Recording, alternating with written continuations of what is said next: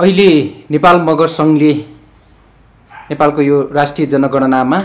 मगरको धर्मको महलमा बौद्ध त्यस्तै गरी प्रकृति पूजकको रूपमा लेख्ने भनेर जुन खालको निर्देशन भनौँ न मातहतका समिति र मगरहरूलाई त्यो आह्वान गरिसकेको अवस्था छ। नेपाल मगर बौद्ध सेवा समाज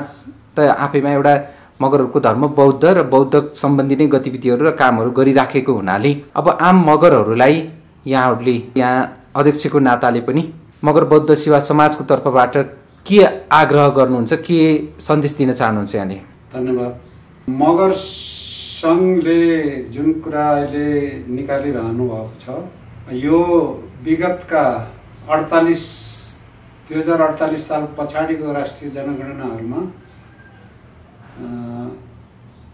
यी कुराहरू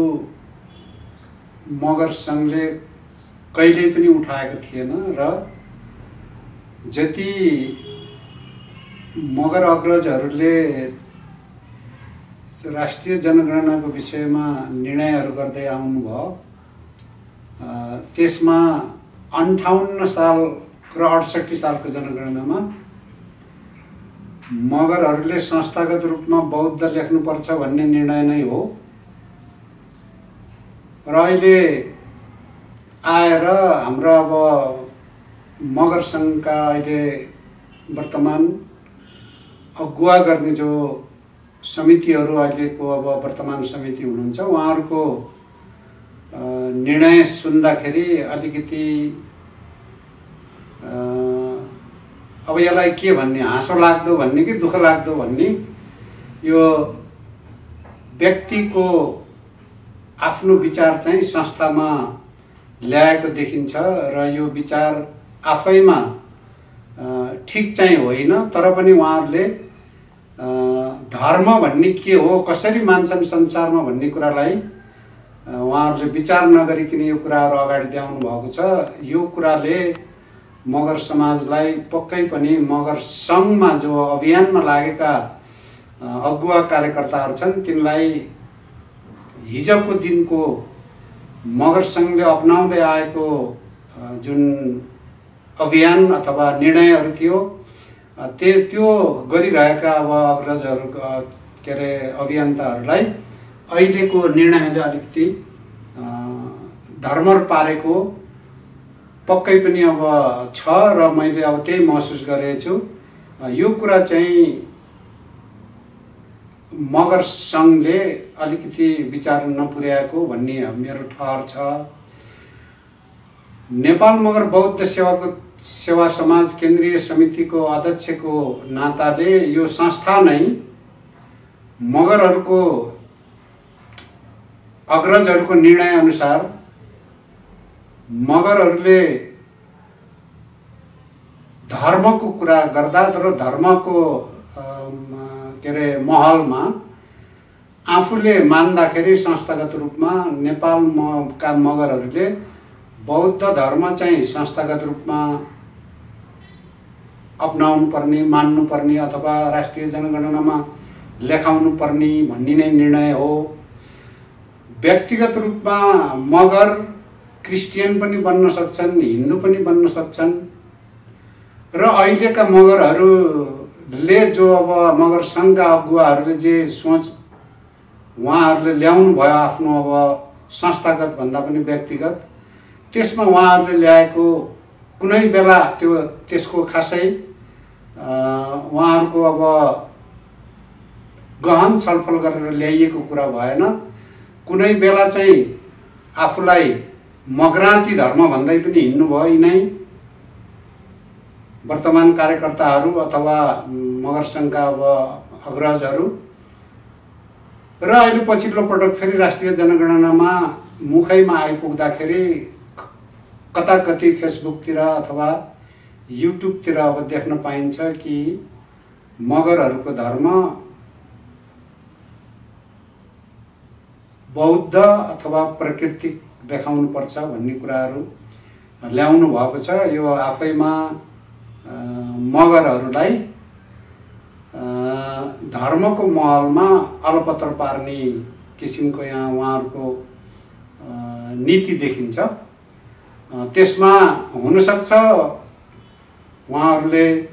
बुझेर गर्नुभयो होला अथवा नबुझेर गर्नुभएको छ त्यो उहाँहरूको कुरा भयो। तर समग्र नेपालका जति मगर छन् र संसारभरि छरिएर बसेका मगरहरूले के बुझ्नु भएको छ त भन्दा मगरहरूले धर्मको महलमा संस्थागत रूपमा बौद्ध लेख्नुपर्छ भन्ने नै बुझेका छन् भन्ने म आफू पनि नेपाल मगर सङ्घको वरिष्ठ उपाध्यक्षसम्म रहेर म अब काम गरिसकेर आएको हुनाले हिजोको धेरै कुराहरू मलाई अब थाहा छ। र मगर बौद्ध सेवा समाजको कुरा गर्नुहुन्छ भने यो आउने राष्ट्रिय जनगणनामा किटानका साथ कुरा गर्नुपर्ने हुन्छ र मगरहरूले अरू कुरा राष्ट्रिय जनगणनामा आउने अभियानमा जो गणकहरू आएर उहाँहरूले डाटा लिनुहुन्छ त्यो कुरो सबैको लागि त्यो फर्मेट अनुसार चाहिँ सबैको एकै किसिमको अब हुने हुन्छ र विशेष गरेर नेपालको परिवेशमा अलिकति हिन्दू धर्मको थिचोमिचो पनि होला र राष्ट्रिय जनगणना आयो भने मगरहरूलाई अलमा ल्याएर हिन्दू लेखाउनु पाए हुँदो भन्ने अब के अरे नीतिभित्र धर्मको कुराहरू उठ्छ अनि धर्मको कुरा उठ्दाखेरि हामी मगरहरू बाहुन पुज्दै आएको हुनाले आफूलाई हिन्दू जस्तो मानेको हुँदा हिन्दू लेखाउने चलन त्यो पक्कै थियो। 48 सालको कुरा गर्नुहुन्छ भने 98% मगरले हिन्दू लेखाएका थिए। 58 सालमा 25% मगरले के अरे भनौँ बौद्ध लेखेको देखियो र 68 सालमा चाहिँ जनगणनाको जुन डाटा हो त्यो जातीय रूपमा देखाइएन, लुकाइयो र अहिले पनि अब त्यही हुन्छ भन्ने पक्कै पनि अब हामीले आकलन गर्न सक्छौँ। त्यसले गर्दा हामीले अब के गर्नुपर्छ त भने यो जात जाति अथवा धर्मका कुराहरू अथवा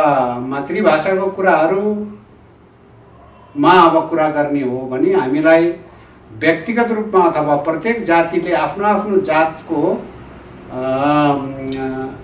जात जाति के हो भन्दा हामी स्वाभाविक रूपले हामी मगर हौँ र मान्छेलाई अल्मल्याउनुको लागि पुर्ख्यौली भाषा के हो भनिएको छ त्यो पनि हामी मगर नै हो, हाम्रो पुर्खाको भाषा नै मगर हो। र मातृभाषा के हो भन्ने हो भने मातृभाषा मगरको मगर ढुट भनेर बढी भन्दा बढी मगरहरू जो भाषा बोलिन्छ त्यसलाई अहिले नामकरण गर्दा 3वटा भाषा मगरभित्र भएको हुनाले ढुट बोल्नेहरू धेरै छौँ र आफ्नो मातृभाषा के भन्दा ढुट बोल्नेहरूले मगर ढुट थाहा भएकोले मगर ढुट भन्न सकिन्छ। थाहा नभए पनि मातृभाषा के भन्दा मगर नै भन्न सक्नुपर्छ र मगर नै लेखाउनुपर्छ। खामहरू हुन् भने खाम लेखाउन सक्छन्, मगर खाम। पाङहरू हुन् भने मगर पाङ लेखाउन सक्छन्। त्यस्तै काइकेहरूले मगर काइके लेखाउन सकियो। तर पनि सजिलोको लागि सबै मगरले मातृभाषा के हो भन्दा मगर भन्दाखेरि 3वटै भाषाको पनि खाम पाङ अथवा ढुट काइके भनेर नबुझ्ने छौँ भने पनि मातृभाषा के भन्दा मगर लेखाउनुपर्छ भन्ने मगर बौद्ध सेवा समाजको अभियान अथवा अठोट त्यही छ र त्यही अनुसार हामीले हाम्रा संस्थागत रूपमा हाम्रा साथीहरूले यिनै कुराहरू यहाँहरूलाई सिकाउँदै हुनुहुन्छ, जोसँग भेटघाट छ, कार्यक्रम भइरहेको छ। त्यसै गरेर धर्मको महलमा तपाईले मान्ने धर्म के हो भनेर अब सोधिन्छ भने स्वाभाविक रूपले बौद्ध भनेर लेख्नुपर्छ भन्ने बौद्ध सेवा समाजको निर्णय छ र अभियानहरू त्यही हिसाबले हामी अगाडि बढाइरहेका छौँ। र अन्य कुराहरूको बारेमा चाहिँ कुरा गरिन्छ भने त्यो सबै त्यस फारमले राष्ट्रिय जनगणनाले जुन निर्णय गरेर यो राष्ट्रिय जनगणनामा ल्याइएको जुन फारम छ त्यो फारम अनुसार उहाँहरूले जे सोध्नुहुन्छ त्यो कुरा वास्तविकता के हो त्यही कुरा चाहिँ उहाँहरूले दिनुपर्छ भन्ने नै हामीहरूले अब बुझेका छौँ र बुझ्छौँ र त्यही हिसाबले हाम्रा मान्छेहरूलाई प्रशिक्षित गराउने काम पनि मगर बौद्ध सेवा समाजबाट त्यही अभियान गरिरहेका छौँ। यसले गर्दाखेरि हामीले हाम्रो मगरको विषयमा चाहिँ यिनै कुरा हामी अगाडि बढाउनुपर्छ भन्ने समग्र देश विदेशका मगरहरूलाई यही अभियान चाहिँ हामीले अगाडि बढाइएको हुँदा बौद्ध सेवा समाजको तर्फबाट यो नै सन्देश यहाँहरूलाई दिन चाहन्छु। धन्यवाद। ठीक छ।